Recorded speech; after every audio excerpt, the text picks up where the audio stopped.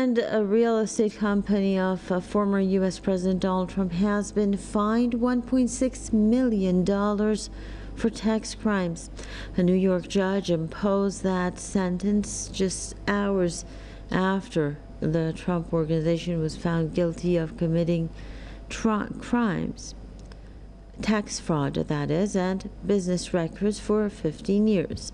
This is the first ever criminal conviction of one of Trump's companies and comes after his tax returns were released earlier this month. Still, an attorney at the former federal prosecutor says the fine should not be meaningful difference for the company. Seeing its earnings, the Trump Organization has denied any wrongdoing and says that it will appeal the conviction. Trump himself has called it part of what the witch hunt continues by Democrats.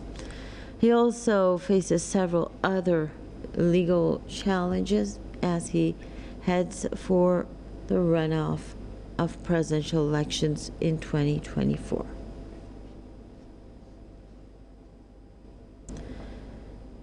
Now we have Colin Campbell with us, joining us from Washington, D.C. Colin, it's, of course, we're not surprised.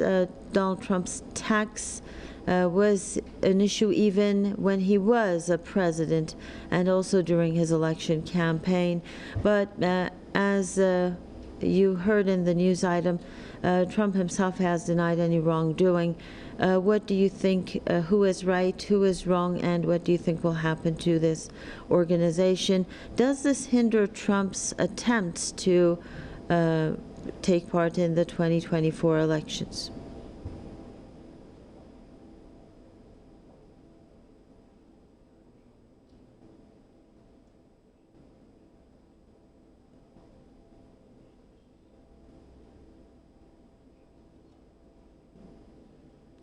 Well, it seems that we don't have Colin Campbell's voice, some technical difficulties there. We'll try to get in touch with Colin once again. I'm not sure if we have him right now, but Colin, can you hear us? Are the technical difficulties solved? Colin? Well, it seems that we don't have Colin Campbell with us. We'll try to get in touch with him to get some updates. Yes? Yes, Colin. Hi, how are you? So, as I Okay. was saying, this is really a small amount that was where the Trump entities are forced to pay $1.6 million from a billion-dollar real estate investor out of several Trump entities. We have to remember this is more than 3 Trump entities. This is several of his entities. And we have to remember that this is tax evasion. So if you have several entities that make millions of dollars a year, to pay 1.6 million or be forced to pay that, even though it is the maximum penalty, is pretty small. And this is 17 counts of tax evasion, of fraud. So there are a lot of counts there. Now, if you're wondering if this would affect his run for 2024, it's highly unlikely that this will heavily impact his run. This is because we have to remember that these are his entities that were convicted of wrongdoing, not the president himself.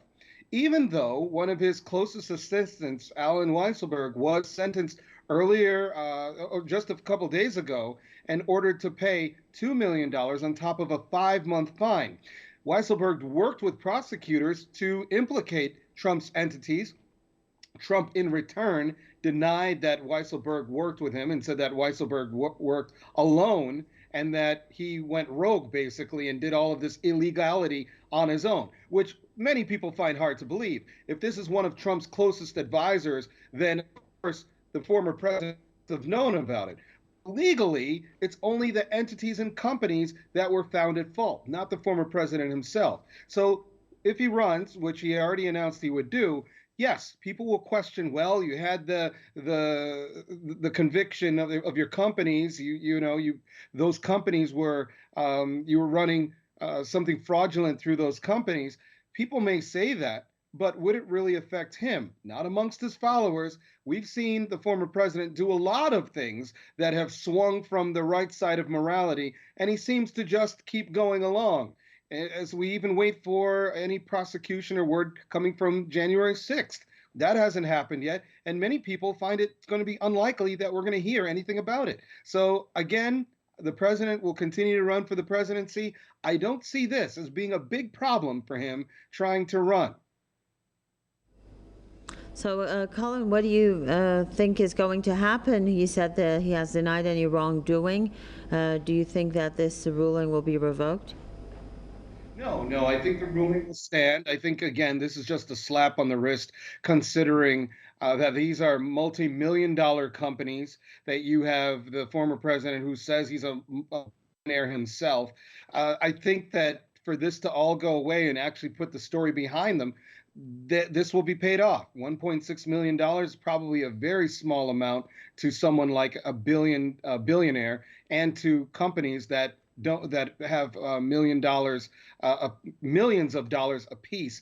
1.6 is a small fee. They'll pay it off. Try to put this story behind them. If anything, I think the former president may be facing other issues dealing with January 6th, and maybe some other issues dealing with fraud. But with this story, once they pay that fine, I don't expect that it's going to be a major story in the headlines in months to come. That was Colin Campbell, our correspondent, joining us live from Washington, D.C.